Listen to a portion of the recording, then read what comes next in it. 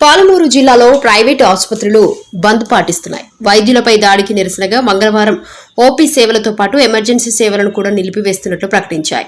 సోమవారం రాత్రి మహబూబ్ నగర్ పట్టణంలోని యునైటెడ్ స్పెషాలిటీ హాస్పిటల్లో వైద్యం కోసం వచ్చిన ఓ గిరిజన మహిళ మృతి చెందారు. దీంతో ఆగ్రహం వ్యక్తం చేసిన ఆమె కుటుంబ సభ్యులు Indian medical association private hospital అధ్యక్షుడు డాక్టర్ రామ్మోహన్ పై దాడి చేశారు. దీనికి నిరసనగా పాలమూరు జిల్లా వ్యాప్తంగా ప్రైవేట్ హాస్పిటల్స్ ను మూసివేయాలని, ఎలాంటి సేవలు అందించకూడదని నిర్ణయించారు. నారాయణపేట జిల్లా బోన్పల్లి తండాకు చెందిన దేవమ్మ మూత్రపిండాల సమస్యతో పాలమూరు జిల్లా కేంద్రంలోని యునైటెడ్ ఆసుపత్రిలో ఆదివారం చేరారు. అన్ని పరీక్షలు చేసిన వైద్యులు వెంటనే ఆపరేషన్ చేయాలని, ముందుగా ₹1,00,000 చెల్లించాలని వైద్యులు సూచించారు. దీంతో కుటుంబ సభ్యులు ఆ మొత్తం చెల్లించారు. సోమవారం ఉదయం కూడా మరిన్ని డబ్బులు చెల్లించాలని దవాఖానా వర్గాలు వారికి చెప్పారు. అయితే ఆమెకు బాగైన తర్వాత చెల్లిస్తామన్నారు. దీంతో దేవమ్మకు ఏమైనా తమకు సంబంధం లేదని కుటుంబ సభ్యులు సంతకాలు చేయాలని వైద్యులు సూచించారు.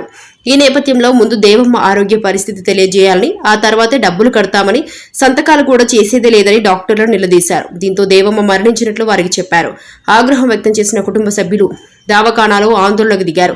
వైద్యుల నిర్లక్ష్యం కారణంగానే దేవమ్మ మరణించిందని, ఇలాంటి ఘటనలు పునరావృతం కాకుండా హాస్పిటళ్లపై చర్యలు తీసుకోవాలని గిరిజన నాయకులు నిరసన తెలిపారు. దీంతో హాస్పిటల్కు చేరుకున్న 2 town CI Ijaz, SI Vijayabhaskar doctor Rammohan తో కలిసి శాంతియుతంగా ఉండాలని కుటుంబ సభ్యులకు సర్ది చెబుతున్నారు.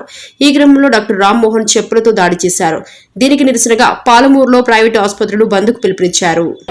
రోగిని రక్షించే వారికే రక్షణ లేకుండా పోయిందని డాక్టర్లు ఆందోళన వ్యక్తం చేస్తున్నారు. అయితే నిన్న మహబూబ్నగర్ పట్టణంలోని ఓ ప్రైవేట్ ఆసుపత్రిలో పరీక్షలు జరుగుతుండగా రోగి మృతి చెందింది.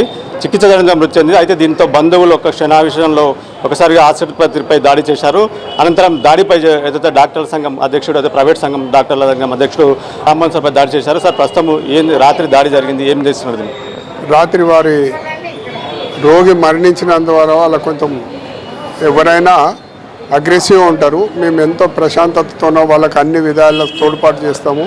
మీకేం కావాలా, మీ రోగి జరిగిన నష్టం ఏందో మేము అన్నీ పూరిస్తామని చెప్తే మొదట అన్ని విషయాల్లో వాళ్ళు మాతో ఏకీభవించి వారు అవసరం లేనంత అమౌంట్ పెద్ద లెవెల్లో వాళ్ళు డిమాండ్ చేస్తే మాకు చేత కాదని అన్న తర్వాత దాంట్లో ఉన్న ఒక అబ్బాయి ఇమ్మీడియట్ తను చెప్పు తీసుకొని మా మీద విసిరిండు. ఆ విసిరిన సందర్భంన నాకు ఇక్కడ ఇంజరీ అయింది.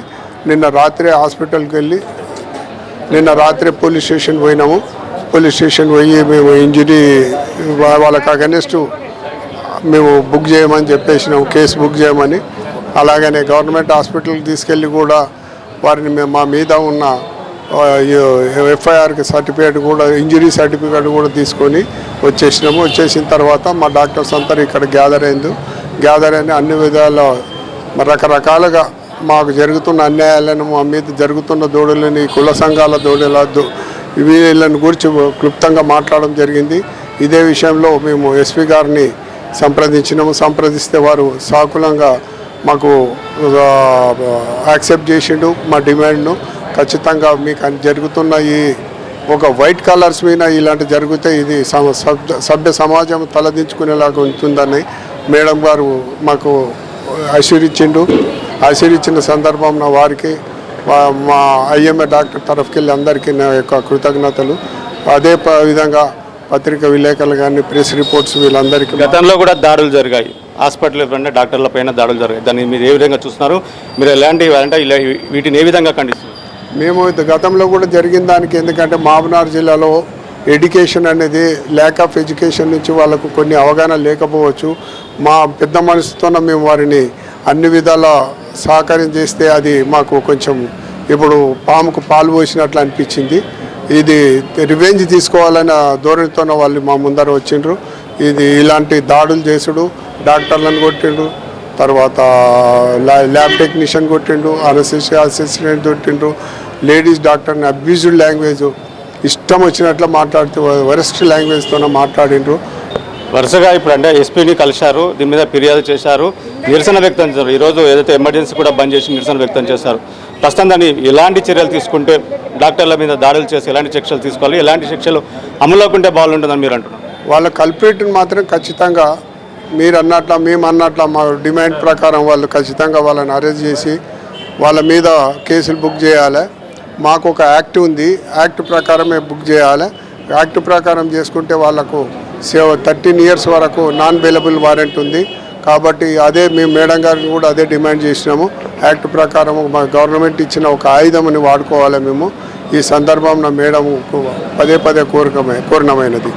రోగి పరీక్ష అయితే ప్రాథమిక చికిత్స జరుగుతుండగా మృతి చెందింది, దాన్ని మీరు సమర్థిస్తున్నారు. కానీ వాళ్ళు కావాలని డాక్టర్లు చేశారని వాళ్ళు డాక్టర్ల మీద చేస్తున్నారు. దీన్ని మీరు ఏ విధంగా అంటారు? ఇది కావాలని చేసింది కాదు. రోగి ఆల్రెడీ రీనల్ ఫెయిల్యూర్ అంటే కిడ్నీ ఫెయిల్యూర్ ఉన్నది, లివర్ ఫెయిల్యూర్లు ఉన్నారు, తర్వాత క్యాన్సర్ సర్వీక్స్ కార్సినోమా అంటే క్యాన్సర్ ఉన్నది.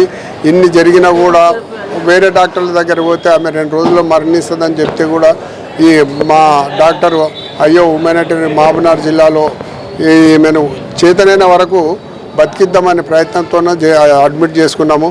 ఒకవేళ నేను చెప్తున్నా మీకు ఒక రిక్వెస్ట్, ఈ మా డాక్టర్ ఒక ఆయన 2 రోజుల్లో చనిపోతుంది అన్నాక వాళ్ళు గవర్నమెంట్ హాస్పిటల్కనో ఇంటికో తీసుకుపోతారు ఎవరైనా కానీ వీరు మళ్ళీ మా ఇంకో ప్రైవేట్ హాస్పిటల్కి తీసుకొని వచ్చి ఆడ మరణించిన తర్వాత ఇలాంటి దుస్సాహసాలు చేసుకున్న ఉద్దేశం ఏంటి? వాళ్ళు ప్లాన్గా వచ్చేసిండ్రు, ఎట్లా చచ్చిపోతుంది వీళ్ళతోనే డబ్బులు ఎట్లా వసూలు చేయాలని. అంతే. ఇది బ్లాక్మెయిల్ దందా. ఆ బ్లాక్మెయిల్ దందాలు ఇక ముందు కూడా ప్రజలు సహించరు. ప్రజలు మహబూబ్నగర్ జిల్లాలో వీళ్ళైతే డాక్టర్లు మేము ఎమర్జెన్సీ కేసులు అస్సలు ముట్టము, హైదరాబాద్కి రెఫర్ చేస్తాము. ఆడ పోయే లోపల ఏమవుతుందో ఏమో మాకు తెలియదు, మీకు తెలియదు. అప్పుడు మీకు పరిస్థితి ఇట్లంటే మేము అదే స్ట్రిక్ట్గా అదే అనుకుంటున్నాము. ఖచ్చితంగా ఎమర్జెన్సీ కేసులు తీసుకోవద్దని. కానీ మన డాక్టర్గా నేను చెప్తున్నా అది పద్ధతి కూడా కాదు. హ్యుమానిటరీ గ్రౌండ్లో వాళ్ళు చేతనైన వరకు మనం ప్రయత్నం చేయాలి, అంతేగాని అన్నిటికీ నో అనేది పద్ధతి కూడా కాదు. మేము కూడా మానవులం. ఏ డాక్టర్ కూడా ఏ పేషెంట్ చంపాలని ఉండదు. మాకు చంపి మేము సాధించేది ఏం లేదు, బతికితేనే మాకు ఇన్ని పైసలు వస్తాయి. మేము ఎస్పీ గారికి కూడా అదే మాట ఇచ్చినాము. మా మాట ప్రకారం తప్పకుండా నేను వారు ఎవరెవరు ఉన్నారో వాళ్ళు ఐడెంటిఫై చేసి వాళ్ళ మీద తప్పకుండా మేము కేసు పెట్టిస్తాము, వాళ్ళ మీద యాక్షన్ తీసుకుంటామని మేడం గారు మాకు హామీ ఇచ్చిండ్రు. ఇప్పుడే మా ఐఎంఏ తరఫున నేను డాక్టర్ రామ్మోహన్, ప్రతిభ, తర్వాత మళ్ళీ మిగతా డాక్టర్స్ అంతా పోయి మేడంని కలిస్తే ఇప్పుడు రామ్మోహన్ గారు చెప్పినట్లే తర్వాత మీ యాక్ట్ ప్రకారం అంటే మా డాక్టర్స్కి ఒక యాక్ట్ ఇచ్చినారు రాజశేఖర రెడ్డి ఉన్నప్పుడు, యాక్ట్ ప్రకారం నేను కేసు బుక్ చేస్తాను, తర్వాత వాళ్ళపైన చర్యలు తీసుకుంటానని చెప్పింది.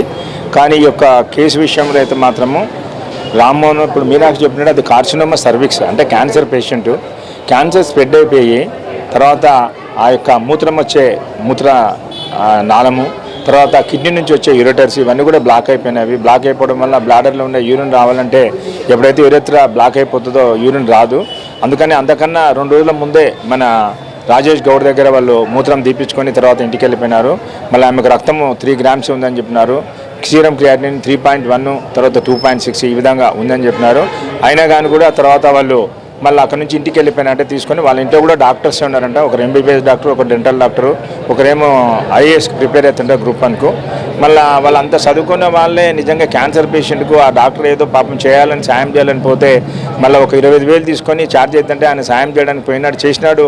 బట్ ఆయన సంపాదన అయితే అనుకోలేదు. తర్వాత ఆయన అక్కడికి కూడా కెథటర్ పాస్ చేసి 300 ml యూరిన్ ఉంటే కూడా దాన్ని బయటకు తీసి తర్వాత రిలీవ్ చేసినాడు.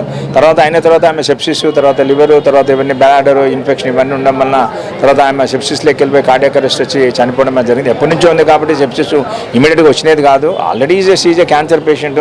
మీకు అందరికీ కూడా తెలుసు క్యాన్సర్లో ఇమ్యూనిటీ తగ్గిపోతుంది, తర్వాత అబ్స్ట్రక్షన్స్ వస్తాయి, యూరేటర్స్ బ్లాక్ అయిపోతాయి, యూరెత్రా బ్లాక్ అయిపోతుంది, తర్వాత ఇవన్నీ కాంటే బ్లీడింగ్ అవుతూ ఉంటుంది, ఇవన్నీ ఉంటాయి. ఇవన్నీ ఉన్నప్పుడు కూడా వాళ్ళు అన్నీ తెలుసు కూడా ఇంట్లో, ఎందుకంటే ఇవన్నీ డేర్ ఎమర్జెన్సీ. ఎవరు కూడా పేషెంట్ చెప్పరు.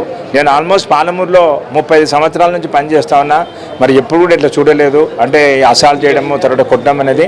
కానీ ఈ యొక్క ఇన్సిడెంట్లో మాత్రం చాలా తప్పు. ఒక సీనియర్ డాక్టరు నాకన్నా రామ్మోహన్ ఒక 1 year పెద్దోడే, తర్వాత మళ్ళీ రామ్మోహన్ ఐఎంఏ ప్రెసిడెంట్గా ఉంటే ఆయన చెప్తూ కొట్టడం అనేది చాలా తప్పు. ఎందుకంటే ఏమైనా ఉంటే కేసు బుక్ చేసుకోమని చెప్పండి, తర్వాత ఎఫ్ఐఆర్ చేసుకోమని చెప్పండి. ఏమైనా తర్వాత నెగ్లిజెన్స్ ఉంటే కానీ కోర్ట్ ఆఫ్ లాలో డిసైడ్ చేసుకోమని చెప్పండి. ఎంత ఉన్నా కానీ ఇస్తారని ఇప్పుడే ఎస్పీ మేరం గారు చెప్పినా. ఇప్పటి నుంచి ఎవ్వరు కూడా మీరు పైసలు నర్సింగ్ హోమ్లో ఇవ్వద్దండి ఎవరికి.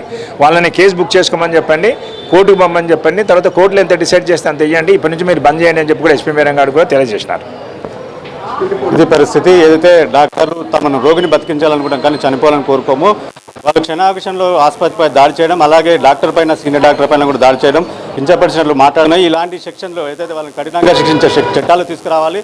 అలాగైతే డాక్టర్ వృత్తిని మేము రోగిని రక్షించాలని కోరుకుంటాం. ఎప్పుడు కూడా మేము వారి ప్రాణాలు పోవాలనుకుంటాం, వాళ్ళని రక్షించే అవకాశం పడతాం, ప్రాణాపైస్తున్న వాళ్ళని కాపాడే ప్రయత్నం చేస్తామంటూ కూడా డాక్టర్లు చెప్తున్నారు.